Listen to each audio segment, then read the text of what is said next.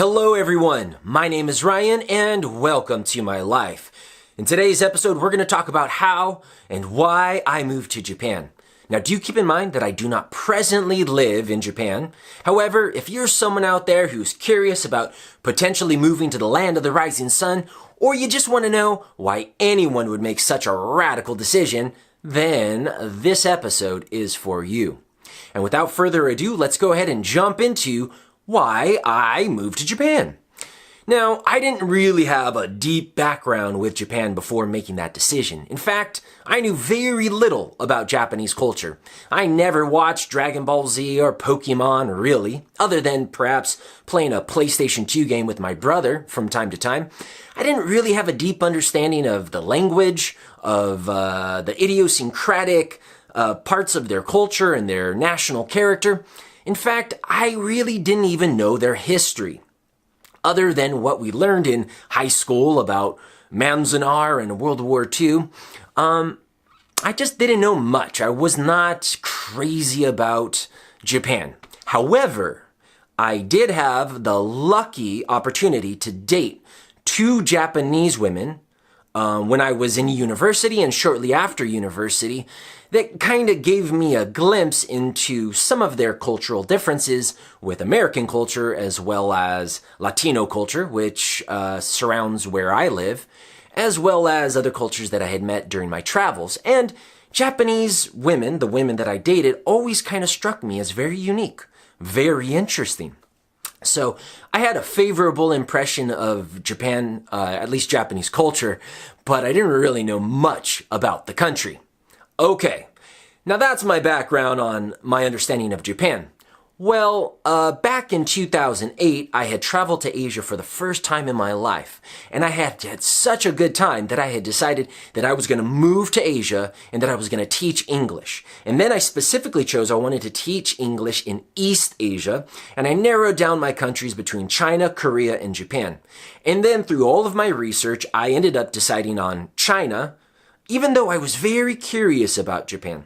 You know, I had dated a couple Japanese women, so I had at least a little bit of an understanding of that aspect of their culture, but I didn't really know much, and I had traveled to China during that backpacking trip, so at least I knew if I moved to China, I would understand what the country felt like. And then when I was reading the reviews of English teachers in all three of those countries, I had read some things about the teachers who were teaching in Japan, and they just said, "Oh, the glory days are over. It's no longer economically feasible to teach English in Japan. All the best jobs have dried up. You're better off trying your luck at another country." So I kind of got scared off by that, even though it seemed that a lot of people were very happy with Japanese culture. There was a lot of negativity and pessimism about the future of English teaching in that country. And so I decided I would rather go to a country that was booming, as China was and still is, and so that's why I made that decision. So I moved to China, and I had a great time. I stayed there 3 years, but in the middle of that life in China, I started to feel this growing dissatisfaction. Now, I don't know if you've ever experienced this in your life where you feel like you have all of the bases of your life covered. You've got your job that you enjoy, that you're good at, that you're respected at. You've got a social life. You've got lots of friends, lots of opportunities to mingle with people in your community, and you feel like you're in a community. You've got a significant other, or you have a dating life, you have romance in your life, you have adventure. In fact, you have all of these bases covered, and yet there is something inside of you that is yearning for more, something inside of you that is pushing you to make a move. Well, that's how I started to feel after about 1.5 years of living in China. Now, I didn't really understand where that was coming from, but it gradually became stronger and stronger. And then one day I was walking through the city of Ningbo, where I lived in China, and I wandered into the largest bookstore in the city called Xinhua Bookstore, which is a large book chain in all over China. They have locations throughout the entire country. And I walked in, and of course, I went to the English section because although I can read a few Chinese characters, I am far, far away from ever reading a Chinese book. So I went to the English section, And if you go to the English section in any Chinese bookstore, you'll quickly realize there's not much of a selection. You'll find the abridged versions of the classics, and then you'll find Harry Potter, and then you'll find What's Left. Now, I went to What's Left because I didn't want to read Harry Potter, not saying that it's not a good book series. I'm sure it's a great book series from what I've heard, but I was curious for something else. So there was only a handful of nonfiction books. I grabbed one of them, and it was one of those success books, self-help, written by a guru on how to make your life more successful, how to change your life. And it drew my attention. And so I picked it up. I think it was a red book. I'm not sure. It might have been written by Canfield. But in any case, I popped it open, and as I'm skimming through, I came to this one page, and it was an exercise. Now, the exercise said, I want you to close your eyes. And I closed my eyes in the bookstore, and it said to imagine your perfect life in 5 years. So I'm in this Xinhua bookstore in the center of Ningbo. I'm closing my eyes, and I'm imagining my perfect life in 5 years. And I hadn't done this, in I don't know how long, if ever. And the first thought that comes to me is I see this seaside, and it's an island, and it's Japan. And I have a beautiful wife, and we have 2 children, a boy and a girl. And the boy and the girl, these twins, they're running down the seaside. They're headed towards a cliff where there's the ocean, and they stop. They don't run over the cliff and get dashed into the rocks. No, they stop at the edge of the cliff. Me and my wife are watching them, and it's just this joyous, exuberant moment, and I feel so good when I opened my eyes. And I also had this premonition of what I was doing in Japan. I was working as a professor at a university, and I was also teaching, I was teaching at a university as a professor, but I was also working part-time as an actor. Now that was in line with what I was doing at the time. I was teaching English in China, and I was also working as a model and an actor in China at the time when I had that idea. Now, why Japan? Well, if you can go back to my experiences with Japanese women, which were positive, and at the time I had been dating a lot of Chinese women, which I'm not saying I don't think there's anything wrong with dating women of any culture or men of any culture. However, there are certain types of cultures that you'll find that are more compatible with your personality.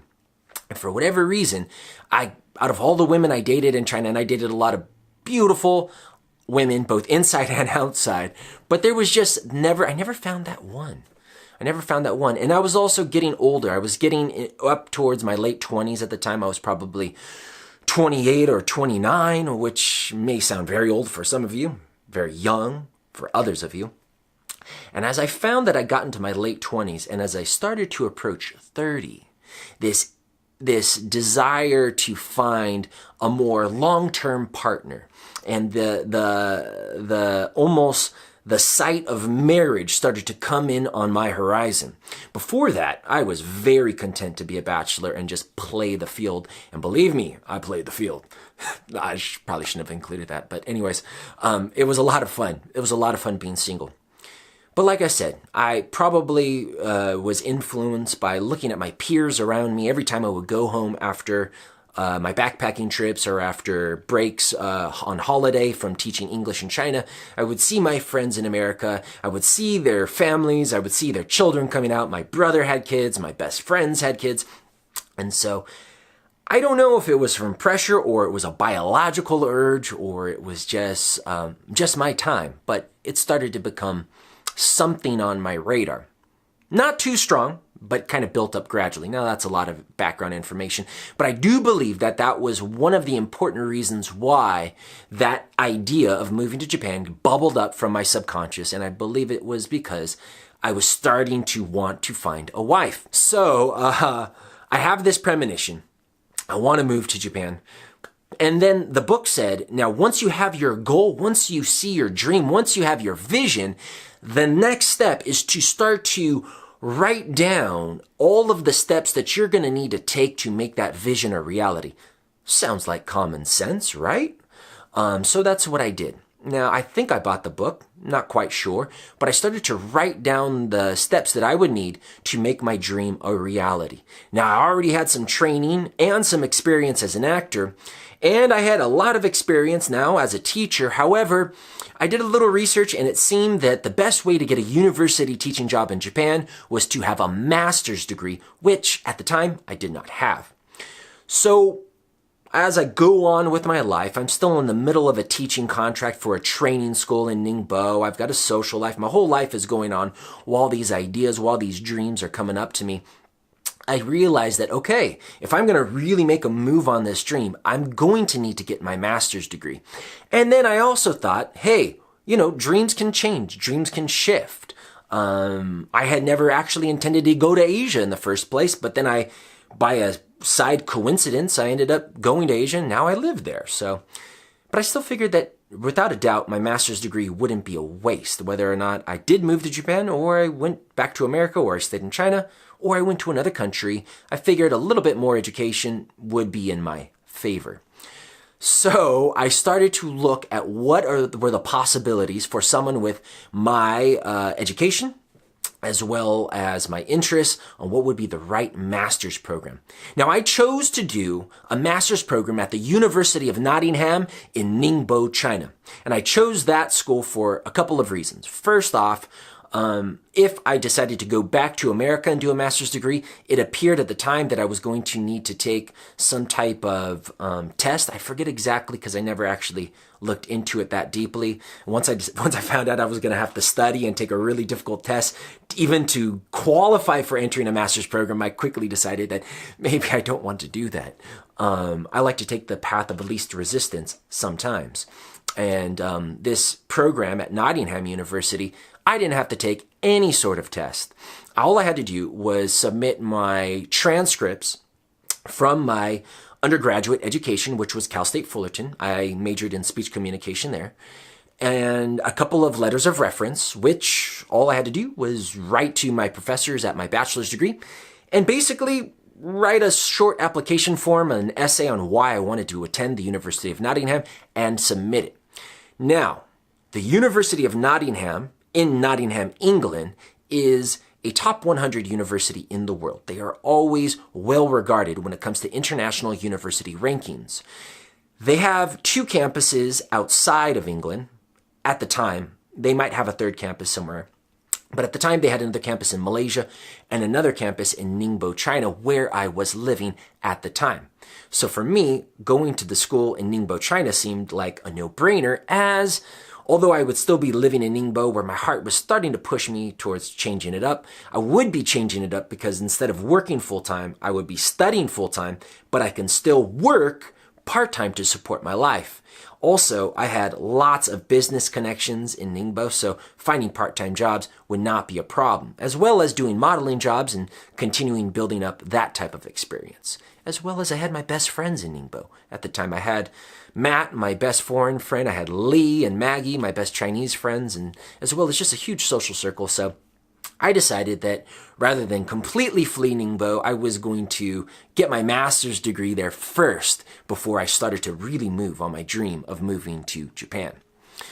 Also, one added benefit of studying at a British university is that it is generally regarded as high or the equivalent of an American university. I don't know if this has changed. There's a lot of talk about universities even losing their value in general, depending on what YouTube channels you subscribe to. But at the time, I had read that a degree from America, Canada, and England were basically, those were the top dogs. And if you got a degree from a Chinese university, it wasn't regarded nearly as highly. And that's not a knock on Chinese universities. I worked at one, but I definitely wanted my degree to have the most, possible. So the British university that didn't require a difficult entrance examination, as well as it being a 1-year program. A lot of the programs I was looking at in America not only required the test, but they were 2-year programs. And the thought of having to support myself in an expensive country like America, where I was from, while doing a 2-year program, that was probably going to be pretty intense. It just didn't appeal to me, where I could support myself relatively easy in an inexpensive country like China, in a city where all my friends were, in a one-year British program just seemed like a no-brainer for me. So I started to apply for Nottingham University. I finished my contract, so I finished 2 years in China. And as I was gathering all of my paperwork, I decided I was going to go back to America for a while until I got approved and try to experience American life as much as possible and get all of my ducks in a row and spend as much time with my family before I went back to China, if I got accepted, to start my master's program. So I moved back. And I lived in America for almost 1 year. And in that year, it was a really interesting year. I was waiting for this whole application process to get approved to entering this university. And I knew I wasn't going to stay in America for a long time, but I was going to stay there long enough that I was going to need to support myself and make things interesting. So I ended up getting a job teaching at Education First, also known as English First in other countries. It's an English training school, and they're located throughout the world, generally in the most popular and attractive destinations where English students would like to go to. I applied to the local one near my hometown, and that was in Redondo Beach, California. So I applied, got that job, even though I bombed the grammar test. They must have liked me. I got that job, and it was literally just like 2 blocks away from the beach. And then I got an apartment near the beach, and then I got a motorcycle. And so for about that 1 year break, I was living at Redondo Beach, teaching English to like really cool Europeans and South Americans and some Japanese. So I got a little bit more influence from Japanese, not many Chinese at that school at the time. Mostly European students who are paying a lot of money to live an LA life. So they were there to learn English, but they were there for fun. So sometimes I would take my class to the beach and we would play scavenger hunts or volleyball and stuff like that. So that was a fun experience, and I had a motorcycle, so I was learning a new skill, and that was terrifying. Terrifying. Although I have a ponytail, I'm not a motorcycle guy. And I'm not even really a daredevil. I did the motorcycle experience. I know this is not what you clicked on this video for, but I did that motorcycle experience as a way to sort of expand myself. It was something that scared me. It was something that attracted me. So I just said, let's give it a go. And I ended up loving it. So that was my life for a while. I also got involved in a relationship with a clinical psychologist who was finishing up her postgraduate degree, working part-time as a clinical psychologist. And that complicated matters because I had moved back to America with the express intent to move back to China to get my master's degree and to move to Japan to get married to a Japanese woman. And then all of a sudden here I am in America living at the beach, and I've got this Puerto Rican clinical psychologist girlfriend. And you might say, well, how did you get so sidetracked? Well, that's called life. Life happens to you. I was at a bar and we met and we hit it off, and suddenly we're together. And even though, I don't know if you approach relationships like that, but I really tried to, I kind of tried to prevent myself from going too deep because I really wanted to follow my dream. I didn't want to get stuck. So I told her from the get-go, listen, I'm only here for a little bit. We can't get too serious. I'm not going to meet your mom. I'm not going to meet your dad. That's how I started off. I did meet her mom. I did meet her dad. We did get closer. However, I stood true to my dream and still pushed forward. Eventually, I got accepted to Nottingham University in Ningbo, China. I had to say goodbye to my girlfriend at the time, which was hard. She didn't understand how I could follow my dream and leave her behind. I tried to explain to her that this was something that was deeply embedded in my heart, and it was the first really hard breakup I had in my life, actually. In any case, I said goodbye to her, and I went back to China to start a 1-year master's program. Now, I'm not going to go into details about that master's program. You guys could go ahead and look up the University of Nottingham if you're interested in doing something similar. I will say that one of the reasons it was so easy for me to get accepted to such a high-ranking university was the fact that they were trying to boost their international presence at that campus. I'm pretty sure that if I had applied to their home campus in Nottingham University in England, probably wouldn't have gotten accepted. I think I had a 3.2 grade point average for my bachelor's degree, which isn't very high when you're considering master's programs. But like I said, their campus in China was really hoping to expand their presence of international students, and they had very few American students. And so I basically got right into the program I wanted to, which was great. And me being an older student at the time entering that program, I was 29 years old, I decided to become a hall warden. My friend Sean, who at that time had lived in China previously, but had moved to Japan where he had lived even before. That might be a little confusing. But in any case, my friend Sean had worked at Nottingham University during his master's year as a hall warden, which allowed him to have free rent as well as some free food in exchange for kind of keeping an eye on the dormitory and making sure that students, the younger students, because most of the students there were 18, 19, and 20 from England who were there on a lad's holiday, basically just smashing up the place, as well as some Russian students who were pretty crazy. So I worked at the University of Nottingham as a hall warden while doing my master's degree. I was the only American in my program. Most of the people in my program were Chinese, actually, and so they didn't really have a fluent or native grasp of English, so that was really difficult for them.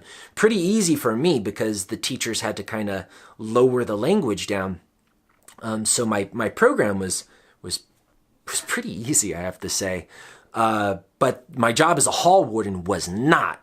Now, my friend Sean had told me before, he said, if you're going to work as a hall warden at Nottingham University, make sure you're on the floor with the Singaporean or the Taiwanese students because they are really quiet.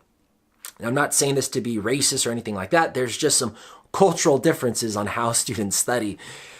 Unfortunately, I didn't really have a choice on what floor I got put on. I got put on the 5th floor, which I think was the 5th floor. It's the 3rd floor. 5th floor, 3rd floor, I don't know. In any case, it was the floor with lots and lots of young British soccer players as well as young Russian dudes. There were some other people from other countries, but those were the two big cliques, and I love them all. They were great guys overall. They did show me respect. They listened to me. Sometimes they were wild, man. They were wild. They would come home late at night, almost every day, hammered because it's so cheap to drink in China. It's so cheap to get taxis. And the clubs are so happy to have British people and to have white people there. Not saying that to be racist. That was a fact. That's probably changed now that China's, had more and more exposure to Europeans and Americans. But at the time, they basically would give you free drinks when you would walk into bars. And so I would just have these young bucks on a lad's holiday, 18, 19 years old. They played soccer all day. They've been pounding beers. They would come back to the university and they'd be smashing doors. They'd be kicking soccer balls in the hallway. They'd be yelling. They'd be taunting people. So I had my hands full that year. I would have to wake up 3 in the morning, 4 in the morning, several times a week and just kind of be confronted with this very crazy situation of young British hooligans, standing off against some big fat Welsh guy, the oldest guy in the dormitory, and they're picking on him, and he's a tough guy, and he's about to pound their brains in, and me, timid old me, has to break up the fight. Other times where someone would be singing to the top of his lungs, Hakuna Matata, at the end of the hallway, but that was in the Russian ghetto of the hallway. I called it the Russian ghetto because that's where all the Russians lived, and they would they'd be out there steam ironing their clothes at 2 in the morning, and I think they might have been selling drugs out of there. I really do, actually. And here I am. I got to crack down on these guys. So I'd have to walk through this Russian ghetto, and there was a couple guys who are known for being alpha males, and they'd be staring me down as I walked in. I just go walk up to them and smile, and then they would disarm them. And so it was a very interesting year at Nottingham University. I had lots of great experiences as an older graduate student. I got, first place in a couple of the competitions. Probably shouldn't have competed being the old dude, but I had lots and lots of fun studying for my master's degree. Anyways, so I'm doing my master's program. I'm working part-time as a model, doing a little part-time acting.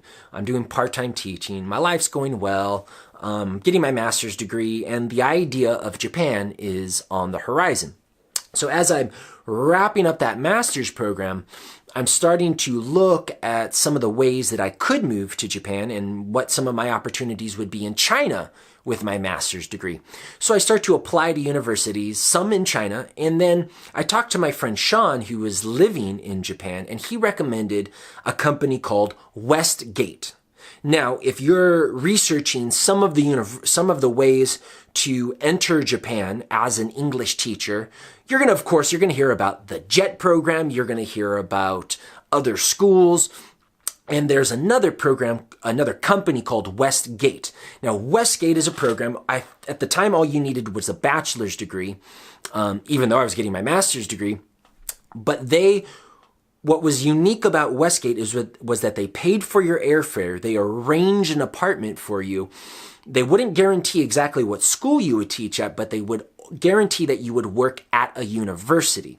So Westgate is basically like a dispatcher where they have a pool of teachers that they have contracted out to various universities in the Kanto region. The Kanto region is the greater Tokyo region in Japan, which includes Tokyo, Saitama, Chiba, as well as just the surrounding areas. And so I wanted to move to Tokyo because that's where my friend Sean was. In fact, he lived in Saitama. Even though I wouldn't be guaranteed where I would live in the Tokyo area, I would be living in the Tokyo area, and I would be teaching at a university, and they would pay for my airfare. They would set me up at a university. I'd have an apartment. However, the drawback was that it was a 3-month contract. They paid decent amount of money. At the time, it was around 3,000 US a month, a little less than that, actually. And from what I read online, they did work you harder than what a normal university teacher would work. So even though I wouldn't have the schedule of a normal university teacher in Japan, I would still be working in the university. So I figured that was a good way for me to kind of get my foot in the door and get that experience. And it being a 3-month contract that would include a 1-year visa, free airfare, that just seemed like a really good deal. So I applied for Westgate, which was a process, which you have to submit lots of documents such as your passport, and you have to do interviews on Skype.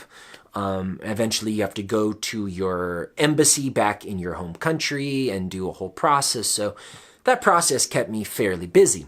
Anyways, at the same time, I was hanging out with my best friend, Matt, and the two of us had traveled to Indonesia for a 1.5-month backpacking trip during Chinese New Year, while this whole application process is going on and while I'm in the middle of my master's program. And we had an amazing time in Indonesia. Literally, we called it going rogue, where we never planned where we were going to stay, so no reservations, no idea where was the next city. We just literally just said, okay, let's go here. And we went there, and when you travel like that, it sounds so scary, but usually it ends up to the most magical experiences, the things that you would never plan for, that you couldn't plan for, the things that just sort of come your way as fate sort of draws towards you, as the law of attraction starts working in your life. And without getting too woo-woo, it's just a really cool way to travel.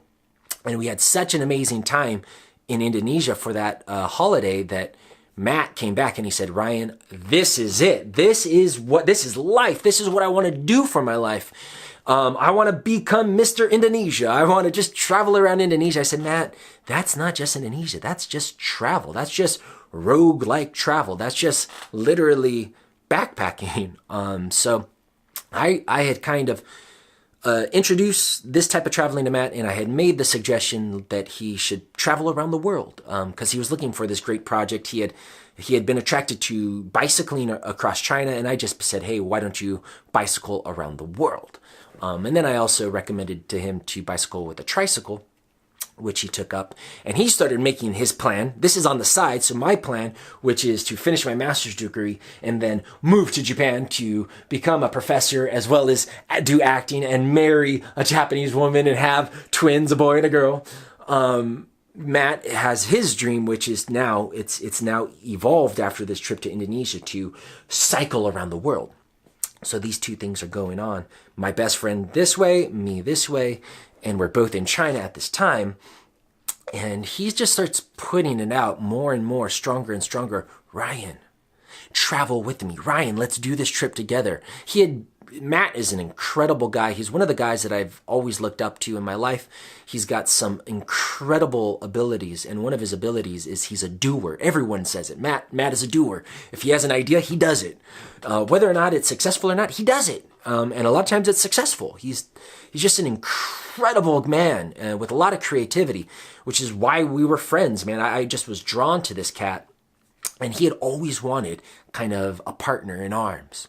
So he asked me, he kept pushing me to join him. We had dinners about it, coffees together, runs about it, and I agreed. So we shook hands. All right, we're in this together. We are going to cycle around the world. And so I kind of put off this idea, although I had already started the application process with Westgate to go teach in Japan because that was my dream. So now I had two sort of paths in my future life kind of going. They're going to go in different directions. So I'm wondering which one is it going to be. However, when I shake someone's hand, I stick to it. I believe that your word is your bond, and that is really, really important. And a handshake, especially with eye contact, is more powerful than any written contract signed by a lawyer. So when I shook his hand and I looked him in the eyes, I was definitely going to do it. At that time, actually, I think something died inside of me because I think my dream actually was to go to Japan. And so I really, even though I had shook his hand and looked him in the eyes, I was excited about doing this trip, but I was a little wobbly on it. Sometimes I make decisions that I'm wobbly on and then I find my footing. But this was a big decision to ride my bicycle around the world, and he specifically wanted to do it in 5 years, and then we were going to do a tricycle. There was a lot of complications, including how we were going to pay for all of this, what we were going to do along the way, what countries we were going to go to, what we were going to say to our family. But Matt is like one of those guys. He's like a train. Once you get on that train, it just starts picking up steam, and it keeps going. Before I knew it, he had designed maps, brochures with our pictures on it, and printed off thousands of them and had mailed them off to different people. He had built keychains with our logo on it, Rogue Life, after our style of travel. And he's a designer and a product guy. So all of these things were starting to manifest. So it was starting to become a lot more real. And so it looked like I was not going to be going to Japan. It looked like I was going to be cycling around the world. And I was. However, as things started to develop, the money situation became an important issue. I didn't have the money to do what we were planning. Matt's the type of guy who's hey, don't worry about it. Where there's a will, there's a way. And he found his business partner to be a way. However, his business partner had certain ideas, and those ideas conflicted with my ideas. And to make a long story short, Matt decided to cut me from the trip to go along with his business partner. And so it sort of was it was a weird decision having your best friend cut you from a trip. But however, it was a real big relief to me because I was able to get back on track with my original idea of moving to Japan and finding a Japanese wife.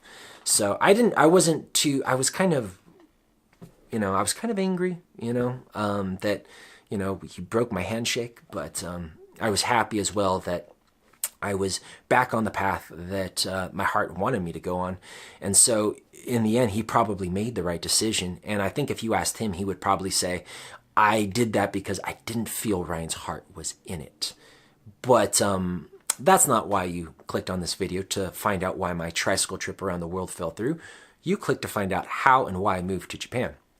So my Japanese dream was back on track. Me and Matt stayed friends, and now we're as good as friends as ever. Because good friendships, good relationships are able to overcome any sort of obstacle. Where there's love, there is health. Where there is love, there is healing. And so I love Matt, God, very much, and he loved me. So we're great friends to this day.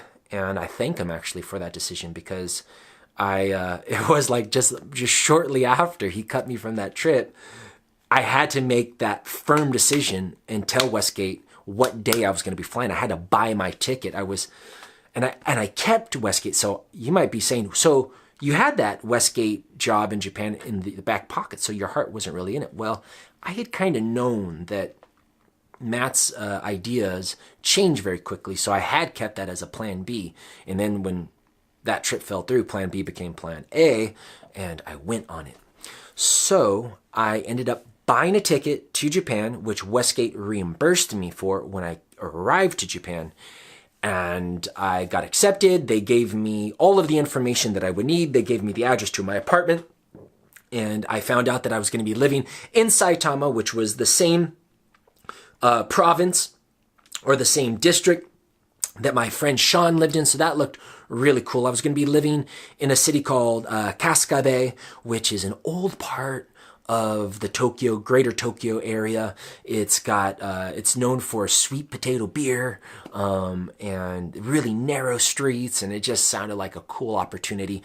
And I was going to be living not far from the university. See, one of the things about Westgate, and one of the drawbacks, is that a lot of times they will put the teacher's apartment far away from the university. And I think they do that for a couple of reasons. One, they probably have contracts with various apartment buildings, so that's their priority rather than the location and commute time for their teachers. And another thing, it's just generally accepted in Japan that, hey, if you have to commute 2 hours on a train, 3 hours on a train, that's normal. Luckily for me, I had a 12-minute commute. So my apartment was really close to the university, and the university that I was going to work at was called Rikyo University, which was a well-regarded university that had just wonderful students that were a delight to teach. And it was like my ideal setup to arrive in Japan. My 1-year visa already approved, with my powdered white face smiling. You see, when you apply for your Japanese visa, you have to get your Japanese card. So you have to submit these passport photos to the Japanese embassy to get the paperwork going. And I chose, because Japan's very formal. As I did research on what they were like, I'm a casual guy. I'm from Southern California. I'm sure you know what that culture's like. It's flip-flops, short sleeve shirts, shorts. So I'm a casual guy, but Japan's very formal, especially Tokyo, from what I had heard. So I had a picture of me in a suit, looking really dapper, with a very white face full of white makeup, and like really manicured hair from a modeling shoot. So I used that. I'll put that there so you can see it. It's ridiculous. So I had my ID with that picture.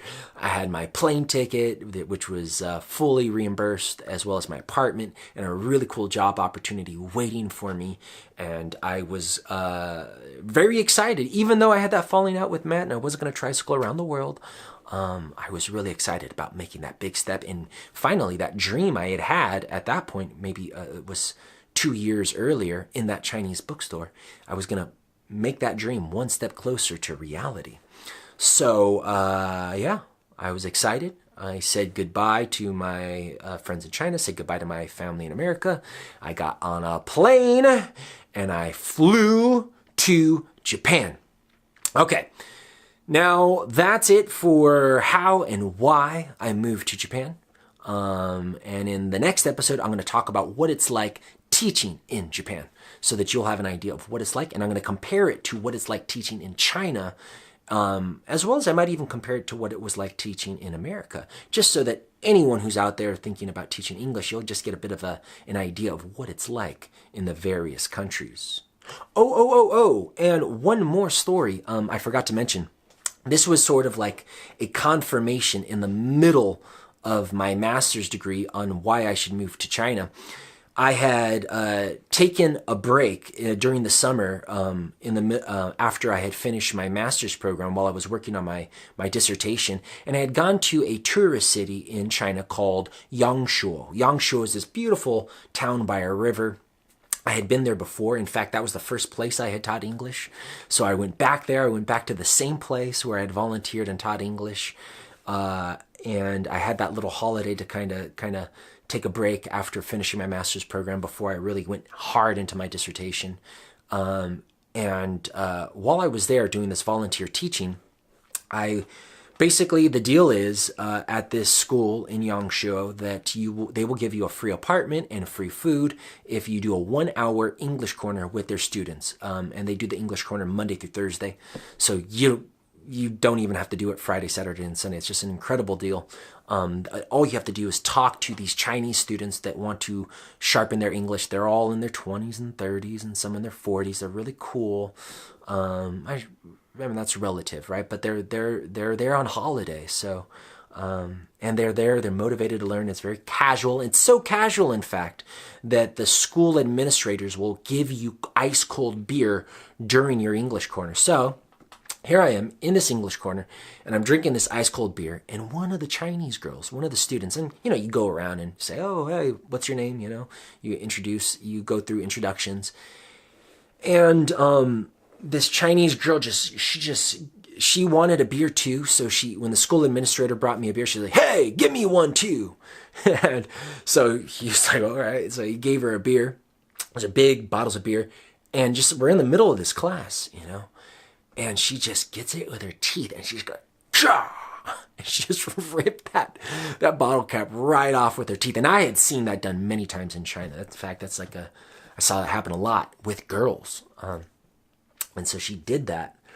And I was just like, whoa. I was like taken back, And, we're going around the classroom, and there was one woman in that class who was so delightful, who was so wonderful, who made my soul sort of just peaceful. And I said, where are you from? And she said, Japan. So I had no idea they were going to be Japanese students at that school. In fact, she was the only one. She was a Japanese woman who wanted to study English. She went to China for it in the summer because it was a lot cheaper than doing it in Japan. Smart girl, smart woman. And just that sort of like, I was from Japan, struck me. And I was like, oh yeah, I should go to Japan. And so that's just a little aside. That was another thing that kind of confirmed why I should go to Japan. I'm someone who definitely likes to research ideas and ask people for advice, but ultimately I go with whatever is the strongest power inside of me. That some people might call it their daemon, their genius, your heart, whatever it is. I felt called to go to Japan. I felt like I got saved from having to tricycle around the world, even though that would have been a very interesting trip on its own. So yeah. That's how and that's why I moved to Japan. So in the next episode, I'll give you what it was like in Japan. I've got some really big surprises because some crazy stuff went down. All right, guys, thank you very much for watching. I hope you guys have a beautiful day. If you like this video, go ahead, click like or subscribe. And if not, that's cool too. Enjoy your day.